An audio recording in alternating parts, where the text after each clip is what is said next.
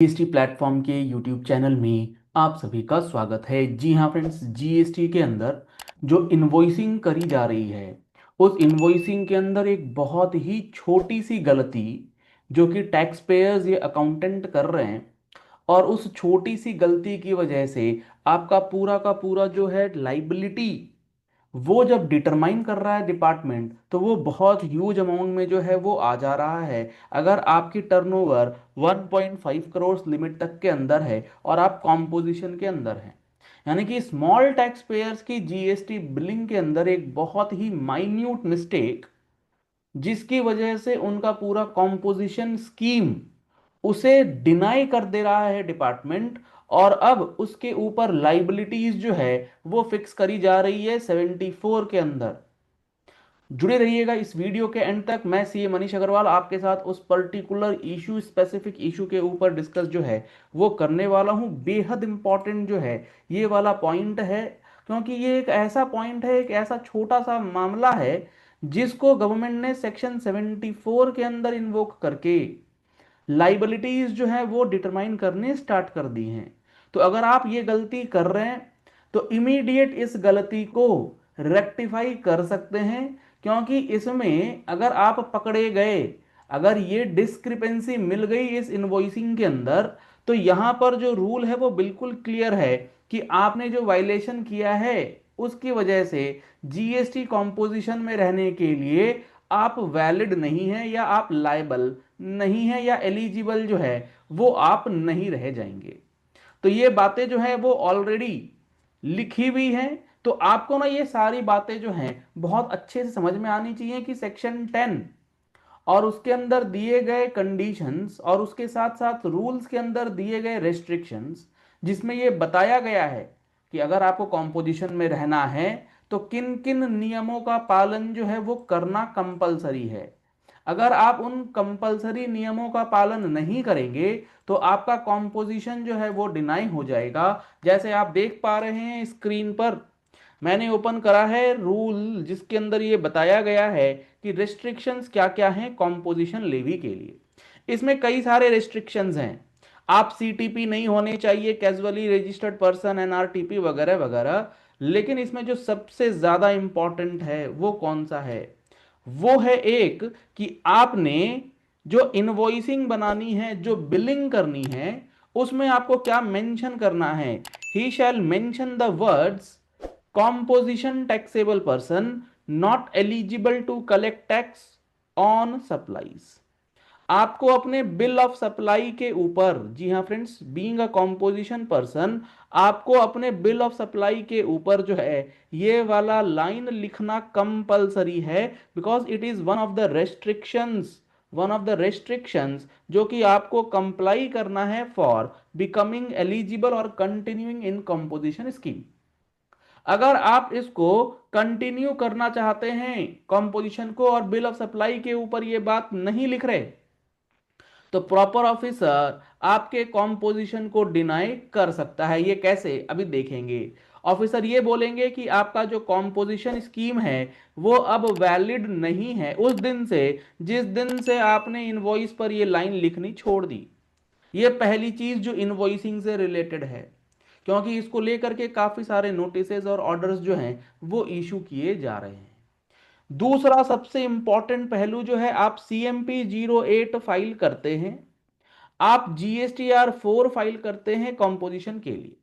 CMP 08 के अंदर tax का पेमेंट करते हैं, जीएसटीआर 4 के अंदर डेटा डिक्लेयर करते हैं अलॉन्ग विद टैक्स। अब उस सीएमपी 08 के अंदर आपके पास 3 टेबल्स दिए गए हैं प्राइमरीली, जिसमें आप अपना पहले टैक्सेबल आउटवर्ड सप्लाई दिखाते हैं, जिसके ऊपर आप 1%, 2%, 5%, 6% एज द केस में भी टैक्स की liability on your outward supply भरते हैं। एक कॉलम है उसके अंदर रिवर्स चार्ज, जिस रिवर्स चार्ज के कॉलम को 90% लोग नहीं भरते।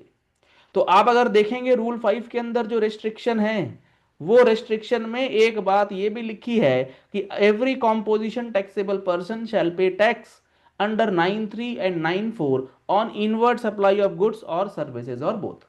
यानी कि आप अगर ऐसी कोई इनवर्ड सप्लाई ले रहे हैं जो कि सेक्शन 9 सबसेक्शन 3, 9 सबसेक्शन 4 के तहत दी गई हैं, तो आपको उसके ऊपर टैक्स जो है पे करना है। अब ये 9(3) और 9(4) क्या है?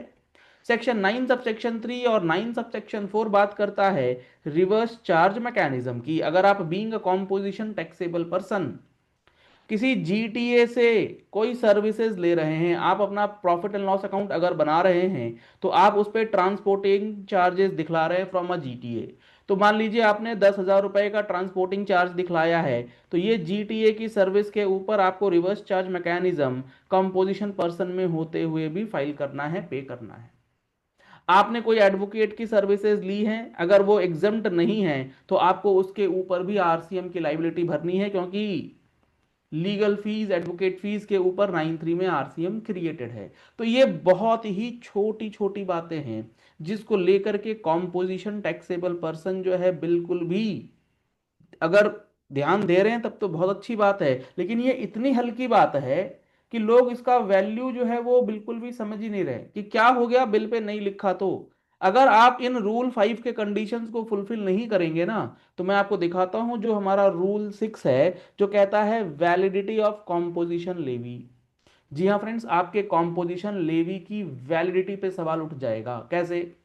The option exercised by a registered person to pay tax under section 10, यानी कि आपने जो ऑप्शन एक्सरसाइज किया है to pay the tax under a composition scheme, shall remain valid, वो तभी तक वैलिड रहेगा so long as he satisfies all the conditions mention in the section.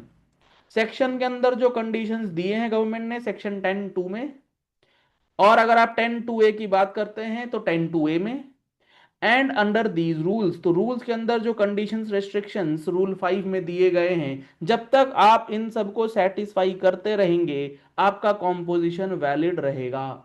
The day आपने ये कॉम्पोजिशन के कंडीशंस रेस्ट्रिक्शंस को वायलेट किया, आपकी वैलिडिटी फॉर कंपोजिशन जो है वो खत्म हो जाएगी, और अब आपके ऊपर 73, 74, 74(a) के अंदर प्रोसीडिंग्स जो है वो प्रॉपर ऑफिसर करके आपका DRC-07 जो है वो इशू करेगा along with tax interest penalty, क्योंकि ये बातें गवर्नमेंट ने प्रोविजन में लिख करके बताई हैं। अगर आप सेक्शन 10 सब सेक्शन 5 को देखेंगे तो उसमें ये सारी बातें लिखी गई हैं।